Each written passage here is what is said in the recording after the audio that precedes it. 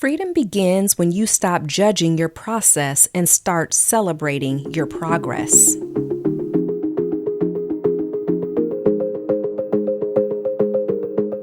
Hey, beautiful. Welcome to Forgive That and Heal Sis podcast, where we trade trauma and suffering for peace, power, and purpose. I'm Coach Ronnie, a best-selling author and certified mental health life coach. Sis, I've been through it all. Abandonment, teenage motherhood, sexual abuse, and homelessness. But God flipped my pain into purpose, and now I help strong, heart-weary women like you heal what you hide, forgive what hurt you, and walk in freedom. Here, we talk faith, forgiveness, and real-life healing. No masks, no pretending. Because if I can overcome my trauma, sis, you can too. Let's heal together, one conversation at a time.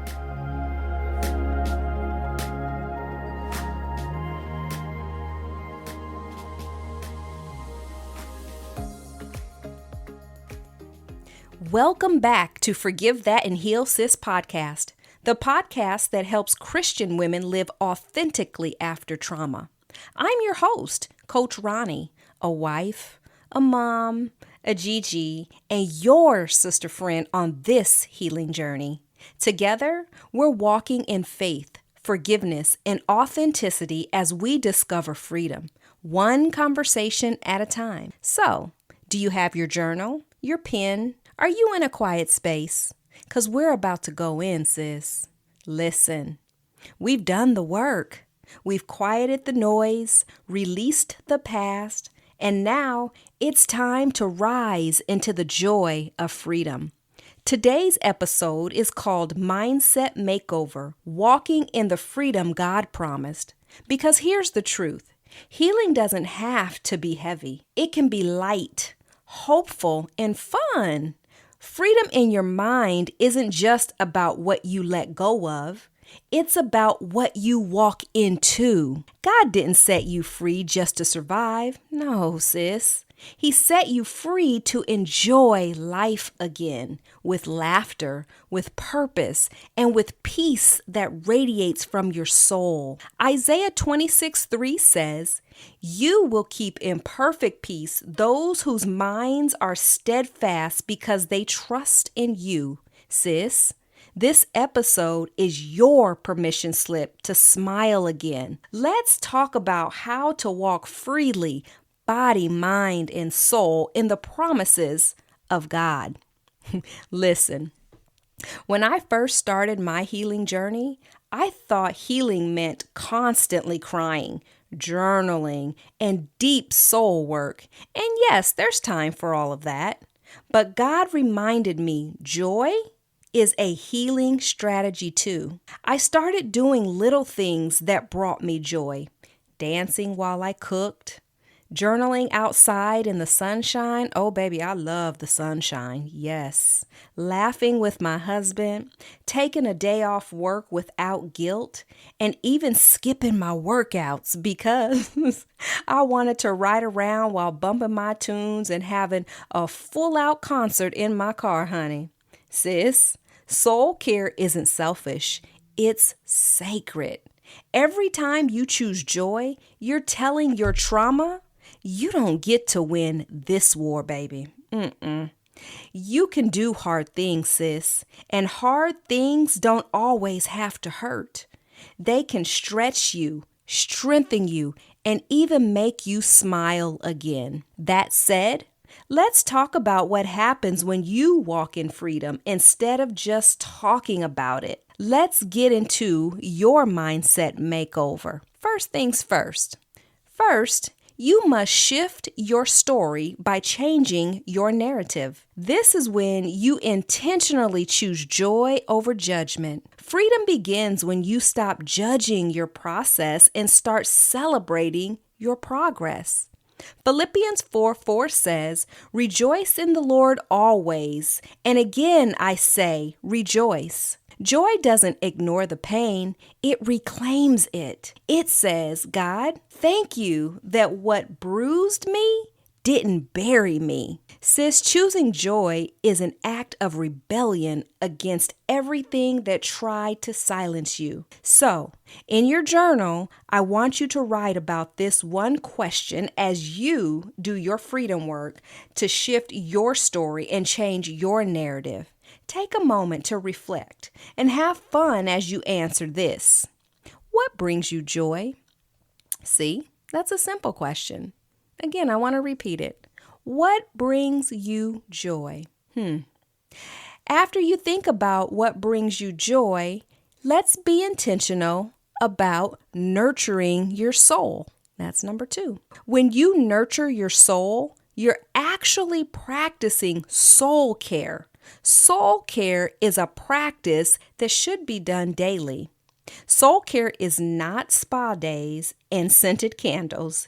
It's actually daily devotion that brings you peace. It's saying no when you're drained. It's praying before reacting. It's remembering that peace is a posture, not a prize.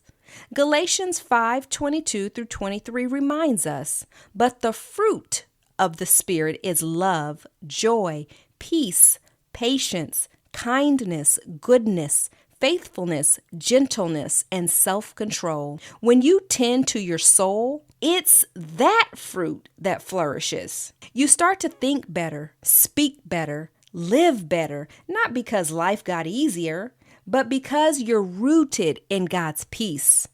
When's the last time you scheduled time on your calendar to enjoy your own company? No rushing, no rules. Only partaking in those activities that bring your soul joy and make your heart smile. You know, the things that help you breathe a little easier and make you laugh out loud even when others are watching. The beautiful thing about nurturing your soul is that the result is a heart that is hopeful, grateful, and lighter. The joy that comes when we take time to pour into our souls cannot be purchased. This joy is priceless, and the outcome is a better version of ourselves, for ourselves, to the ones we love and to the world. And when you nurture your soul, you must know that it is felt on the inside and seen on the outside. You have a glow about yourself. You know, a little swag about yourself that shines bright and is attractive to other people. A rested and fulfilled soul walks a bit taller, smiles a bit brighter, and has the capacity to walk more boldly with godly confidence. That said, when you undergo a mindset makeover, you can rest assured that the outcome is your ability to walk boldly. And that brings us to point 3. When you walk boldly, you live like you're already free. Sis, your freedom isn't waiting on a feeling. It's activated by your faith. 2 Corinthians 5:7 says, "For we walk by faith, not by sight." That means you get to wake up every day and decide, I'm not going back, baby. Not going back to the old ways that things used to be. Not going back to relationships that used me as a resource because they were never interested in a relationship with me in the first place. Not going back to old playgrounds that you've outgrown. You get to walk like peace is already yours, because it is. Smile like healing is your birthright, because it is. And talk to yourself like you're loved, because you are. Every step you take in freedom rewires your mind, renews your faith, and reclaims your joy. Sis, walking boldly by faith is a practice that's learned, especially after experiencing abuse and trauma. Believe it or not, it wasn't until I was in my 20s, married with children, until I learned how to truly live. True story. If this is your experience, know that you're not alone and there's no judgment here.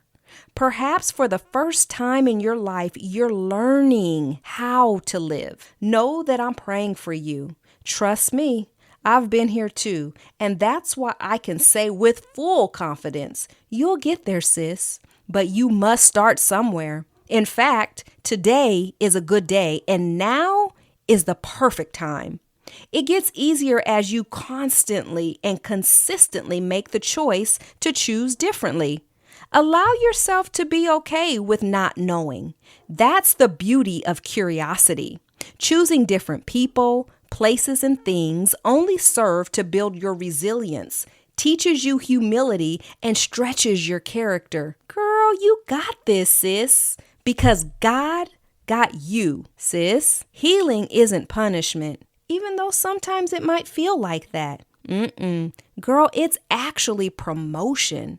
When you start walking in freedom, you stop living like a victim and start thriving like a woman God created you to be. And so, sis, as we begin to wrap up this episode of today's Mindset Makeover, I want to leave you with your freedom work. Your freedom work is this. This week, I want you to do a mindset makeover check-in. Each morning, ask yourself these 3 soul care questions, and I want you to honestly answer them. Number 1, what do I need today?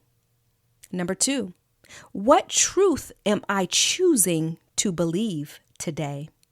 And number 3, how will I show joy on purpose today? Write your answers in your journal or in the notes in your phone. Keep it simple and honest, honey. It is not that deep. Simplicity and honesty is what drives transformation. And by the end of the week, look back. I bet you'll see how peace has started to become your new normal. Try it, girl. I'd love to hear about your experience. Therefore, I invite you to email me at ronnie.c.jackson, the number 1, @gmail.com to share about your experience if you want to. The key takeaway from today is this. You can do hard things, and hard things can still be holy, happy, and healing. Freedom doesn't mean life is perfect. It means your soul finally has space to breathe. Sis, we did it, girl. You just completed the Free Your Mind, Sis series, and I pray these last 3 episodes have helped you quiet the noise, release and rewrite the past, and step boldly into your future. Remember, healing is not punishment. It's an invitation to live lighter, laugh louder, and love deeper. If you're ready to keep growing in your freedom journey, grab a copy of my book, Unmasking the Hurt, a journey of healing with hope, authenticity, and transformation. It's available right now on Amazon.com. Trust me, it's not a bestseller on an accident. It's a bestseller because it's full of tools, prayers, and stories that will feed your faith and strengthen your soul. You can also follow me on social media at Ronnie Cyrus-Jackson for more encouragement, and you can join our community of women who are choosing to heal loudly, live boldly, and love freely. Sis, you are made for joy. Until next time, keep shining, keep smiling, and keep freeing your mind as you choose to forgive that and heal, sis. Woo, sis, that was good for the soul, wasn't it? I appreciate you spending time with me today, moving closer to forgiveness and healing. If this episode spoke to you, do me a favor and leave a review on Apple Podcasts. Share with a friend and hit that subscribe button so you never miss a moment of healing. Remember, sis, forgiveness isn't a weakness, it's your superpower. So keep healing to walk in freedom. Until next time, be well, forgive that, and heal.